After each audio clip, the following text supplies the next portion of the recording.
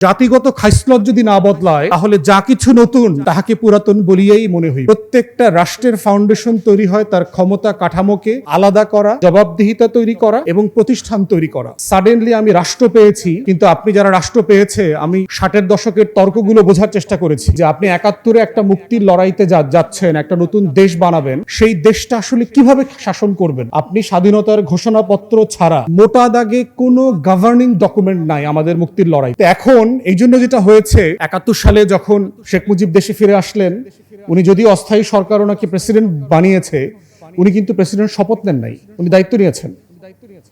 তারপরে দেখেন, যেই মানুষটা গণতন্ত্রের জন্য 13-14 বছর লড়াই করে জেল খেটেছেন, সেই মানুষটা 73 সালে একটা বকওয়াস নির্বাচন করলেন, যেখানে 293টা সিট আওয়ামী লীগ পাইল।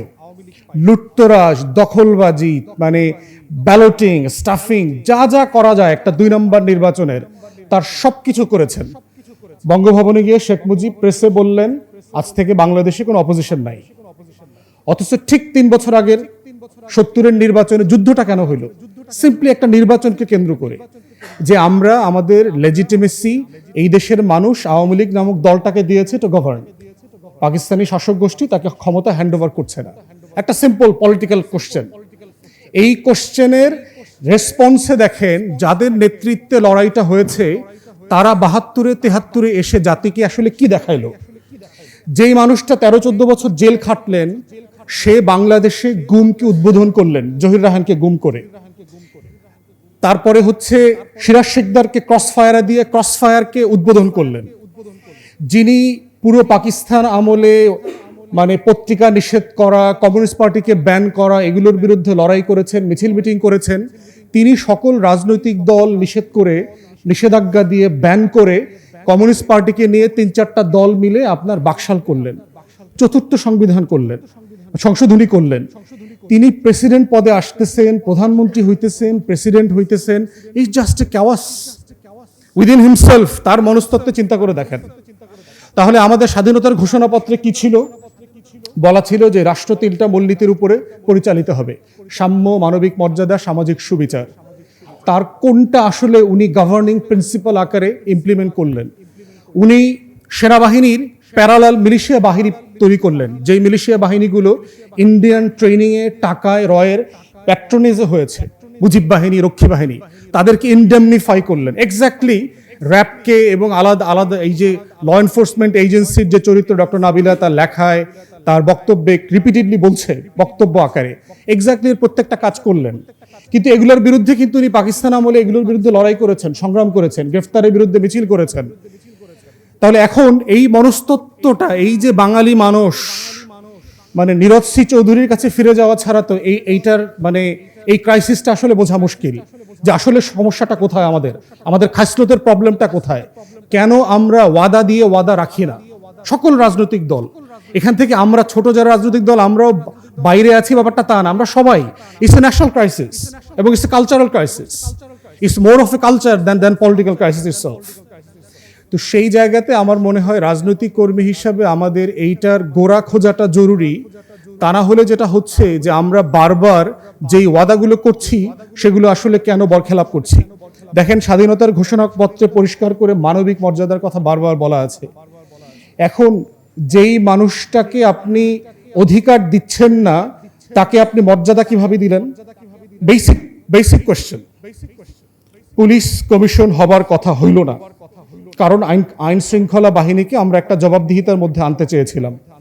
শরীফ ভাই কমিশনের কথা বলেছেন, আমরা পুলিশ কমিশন হলে সেটার ফরমেশন নিয়ে আলোচনাতে একমত হতে পারলাম না।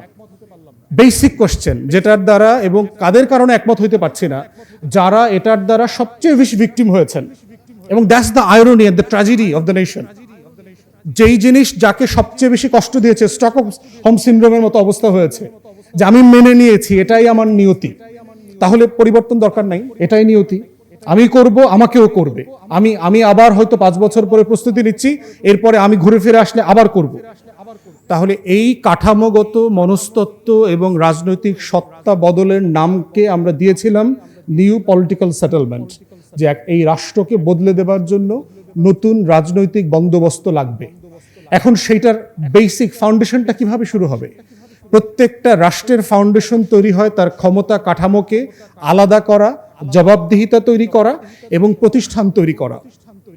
ওয়াই নেশনস ফেইল, ড্যারেন আচমোগলু এবং রবিনসনের লেখা যে বই, আপনার দুইজন ইকোনমিস্ট আমেরিকান, তারা নোবেল পুরস্কার পেয়েছে 24-এ, তারা পরিষ্কার করে বলেছে যে একটা নেশন কেন ফেইল করে, এবং দক্ষিণ আমেরিকা থেকে শুরু করে আরব বিশ্ব, আফ্রিকার বহু দেশের কাঠামোগত অ্যাসেসমেন্ট করে তারা বোঝার চেষ্টা করছে যে আসলে একটা জাতি কেন ধনী হয়, একটা জাতি কেন আবার গরিব হয়, ভেঙে যায়।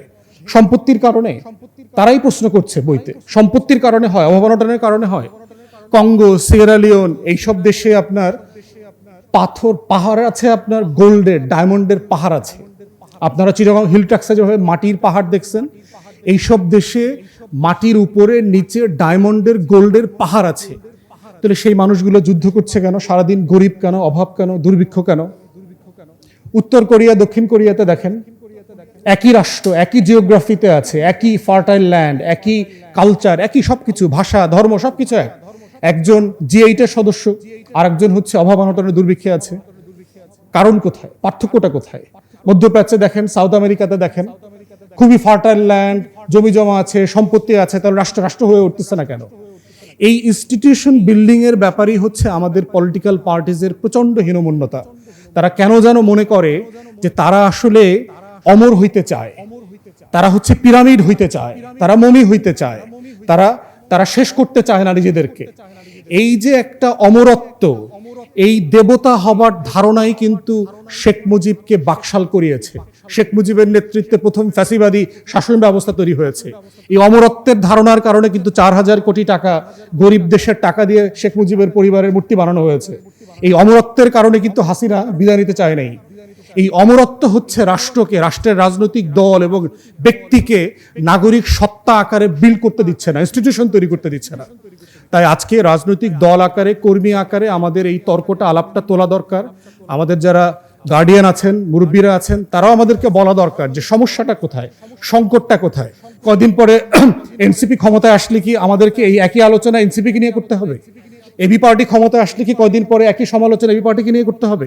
কারণ জাতিগত খাইসলত যদি না বদলায়, তাহলে যা কিছু নতুন তাহাকে পুরাতন বলিয়াই মনে হইবে। বিসমিল্লাহির রহমানির রহিম। প্রিয় আয়োজকবৃন্দ, উপস্থিতি, আসসালামু আলাইকুম। টেকনিক্যাল আলোচনাতে আসলে ডক্টর নাবিলা, শাওন ভাই, শরীফ ভাই সবাই করেছেন। আমি বোঝার চেষ্টা করতেছি যে বাংলাদেশের রাজনীতিবিদ এবং রাজনৈতিক দলের এই পুরাতন খাইসলতটা বদলায় না কেন, সেটা বোঝার চেষ্টা করতেছি। যে তারা অনেক কিছু ওয়াদা দেয়, অনেক কিছু বলে, কিন্তু করে না কেন দিন শেষে, শেষ পর্যন্ত।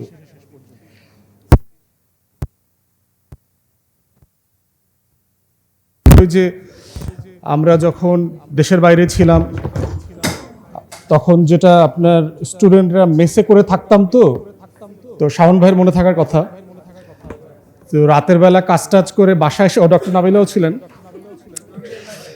তো আমরা রান্নাঘরে যাইতাম আর আলোচনা করতাম যে আসলে কি রান্না বান্না করব, কোনটা রান্না করলে কি অবস্থা, কি খাওয়া যাবে। অনেকক্ষণ 1-2 ঘন্টা গেজায় টাজায়, পরে বাইরে থেকে হট উইংস কিনে আয় না, ডোনার টোনার কিনে আয় না, খায় দেয়, ঘুমায় গেছে তোমার কি। তো বাংলাদেশের পলিটিশিয়ানদের এই খাইসলত, রাজনৈতিক দল, প্রফেসর আব্দুর রাজ্জাক তার বইতে কিছু লিখেছেন, যারা পড়েছেন, ওনার PhD thesis political parties in India, and এইটা সিস্টেম্যাটিক অ্যান্ড সিমটোম্যাটিক বোথ এই সাবকন্টিনেন্টাল পুরো সাউথ এশিয়ান পলিটিক্সের কালচারের মধ্যে আছে। অনেক মানে হেফটি আইডিয়ালসের কথা বলবে, lot of promises and pledges should be made to the nation, yet unimplemented. তো এই খাইসলতের সমাধান, মানে গোড়ার জায়গাটা আমি বোধ করছি 2-3টা জায়গা হতে পারে। এখানে অনেক একাডেমিকরা আছেন, জুরিসপ্রুডেন্সের জায়গা থেকেও দেখতে পারেন যে সমস্যাটা কোথায়। একটা হচ্ছে পলিটি হওয়ার আগে যদি রাষ্ট্র হয়, সেই রাষ্ট্র গঠনটা আসলে ভালো হয় না। আমার মনে আছে, যেটা আমি বারবার বলি, যে স্কটিশ রেফারেন্ডামের সময় আমরা লন্ডনে ছিলাম, তো স্কটল্যান্ড তার রেফারেন্ডাম যদি ইয়েস হয়, মানে স্কটল্যান্ড যদি স্বাধীন হয়, তারা বিতর্ক করছে যে গাড়ি এখন যেভাবে বাম পাশ থেকে চলে ইউনাইটেড কিংডমে, স্বাধীন স্কটল্যান্ডে গাড়ি কি বাম পাশ থেকেই চলবে? এখন যারা প্রচন্ড এন্টি ইংল্যান্ড, আপনারা লোকাল পলিটিক্স বুঝলে বুঝবেন আর কি, যে এন্টি ওয়েস্টমিনিস্টার একটা ভাইব আছে স্কটল্যান্ডে, তো তারা তাদের অনেক আর্গু করেছে যে না, আমরা যেহেতু স্বাধীনই হচ্ছি তাহলে যা কিছু রানীর আমরা তার কোনোটা করব না। তখন কার্টুন আঁকা হইল, যে আপনারা জানেন যে চশমাটা আমরা যে পরি, এই চশমাটা তো আমরা ফোল্ড করি আবার ডানে বামে এটা ঘুরায়া। তখন কার্টুনে জিজ্ঞেস করতেছে, রানী তো চশমাটা ডানে বামে ফোল্ড করেন এবং ওই চশমাটা পরেন, স্বাধীন স্কটল্যান্ডের নাগরিকরা চশমাটা কিভাবে ফোল্ড করবেন? এইটা নিয়ে একটা প্রশ্ন করা হয়েছিল, তারা কি চশমাটা বদলে দেবেন কিনা। তাহলে এটার মোদ্দা কথা হচ্ছে, তাদের একটা পুরো স্কটিশ রেফারেন্ডামের পুরো স্মারক বের করেছে, স্বাধীন স্কটল্যান্ড দেখতে কিরকম হবে প্রত্যেকটা জিনিস। কারণ স্কটিশদের স্বাধীন রাষ্ট্র নাই, কিন্তু তার কিন্তু পলিটি আছে, তার কিন্তু স্বাধীন সত্তা আছে, নাগরিক সত্তা আছে। কিন্তু আমাদের এই অঞ্চলের মানুষের যদি হাজার হাজার বছরের ইতিহাস দেখেন, আমরা মোটা দাগে সবাই এই সাবকন্টিনেন্টে সাউথ এশিয়াতে যারা আছি গত 80 বছর ধরে সেলফ রুল করছি। এর বাইরে কিন্তু হাজার হাজার বছর ধরে আমাদেরকে বাইরে থেকে লোকজন এসে শাসন করেছে। এই জন্য আমাদের গায়ের রঙের ভিতরে, আমাদের শরীরের সাইজের ভিতরে, আমাদের চোখে, আমাদের নাকে, আমাদের কানে, আমাদের কথা বলার, আমাদের অঙ্গভঙ্গি কোনো কিছুতে কোনো সিমিলারিটিস নাই। সোনার বাংলা হচ্ছে এমন একটা বাংলা যেখানে আপনি নিউ ইয়র্ক খুঁজে পাবেন, একটা মেল্টিং পট, যে তার চেহারার ভিতরে আপনি কাউকে কাউকে দেখলে মনে হবে তিনি স্প্যানিশ, কাউকে কাউকে দেখলে মনে হবে যে ওনাকে তো উনি শ্রীলঙ্কা থেকে আসছেন, না আসলে আফ্রিকা থেকে আসছেন, কাউকে কাউকে দেখলে হবে উনি আরব। আপনি টোটাল একটা ক্যাওটিক সিচুয়েশন পাবেন এখানে। সেই জন্য এই যে পলিটি হয়ে ওঠার যে একটা সিমিলারিটি, যে একটা কনজেনিয়াল মানে অর্গানিক ডেভেলপমেন্ট যেটা লাগে, সেটা আসলে আমাদের মধ্যে হয় নাই।